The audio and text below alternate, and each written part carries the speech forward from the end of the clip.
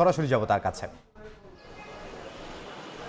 আমি এই মুহূর্তে অবস্থান করছি মিরপুরের হোম অফ ক্রিকেটে এবং আমার পেছনে আপনি দেখবেন এখানে লোকজনের যে জটলা রয়েছে সেই জটলার মূল কারণটা আজকে অ্যাডহক কমিটি যে গঠন করা হয়েছে এনএসসি তরফ থেকে সেই জাতীয় ক্রীড়া পরিষদের 11 সদস্যের যে প্রতিনিধি দল তারা কিন্তু আজকে এখানে প্রথমবারের মতো কার্যনির্বাহী সভা যেটাকে বলে অর্থাৎ দপ্তর বন্টন থেকে শুরু করে বেশ কিছু গুরুত্বপূর্ণ সিদ্ধান্ত আজকের এই সভায় আসতে পারে এবং নির্ধারিত সময় অনুযায়ী আর 10 মিনিট পর অর্থাৎ সন্ধ্যা 6টায় সেই সভা শুরু হওয়ার সময় নির্ধারণ করা হয়েছে। তবে সেই সভার অনেক আগে অর্থাৎ আমি যতটুকু খবর পেয়েছি দুপুরের আগেই এখানে এসে উপস্থিত হয়েছেন অ্যাডহক কমিটির প্রধান যাকে নির্বাচিত করা হয়েছে তামিম ইকবাল এবং তারপরে একে একে অ্যাডহক কমিটির সদস্যরা এখানে প্রবেশ করছেন এবং সব মিলিয়ে আসলে একটা গুরুত্বপূর্ণ বৈঠকের আগে যেমন পরিস্থিতি তৈরি হওয়ার কথা তেমন পরিস্থিতি বর্তমানে হোম অফ ক্রিকেটে বিরাজ করছে। তবে অন্য প্রান্তে যে সাবেক সভাপতি যাকে আসলে জাতীয় ক্রীড়া পরিষদ সরিয়ে দিয়েছেন সেই আমিনুল ইসলাম বুলবুল কিন্তু নিজেকে এখনো নির্বাচিত বিসিবি সভাপতি হিসেবে দাবি করেছেন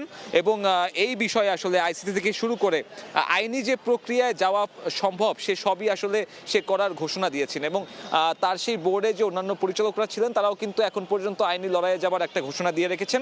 অন্য প্রান্তে অ্যাডহক কমিটি কিন্তু আসলে আইসিসির কাছেও সেই তালিকা পাঠানো হয়েছে যে আগের বোর্ড কেন অবৈধ এবং এই অ্যাডহক কমিটিকে কেন বৈধতা দেওয়া হবে সে বিষয়ে কিন্তু আইসিসির দ্বারস্থ হয়েছে। দুই পক্ষই এখন আইসিসির দ্বারস্থ হয়েছে। আজকে সবার পরে হয়তো জানা যাবে কী ধরনের বড় পরিবর্তন আসতে পারে ক্রিকেট বোর্ডে এবং সব মিলিয়ে দেশের ক্রিকেট কোন দিকে যাবে। আমার কাছে হোম অফ ক্রিকেট থেকে এখন পর্যন্ত এই ছিল সবশেষ। মিরপুর থেকে সহকর্মী সাব্বির মিথুন।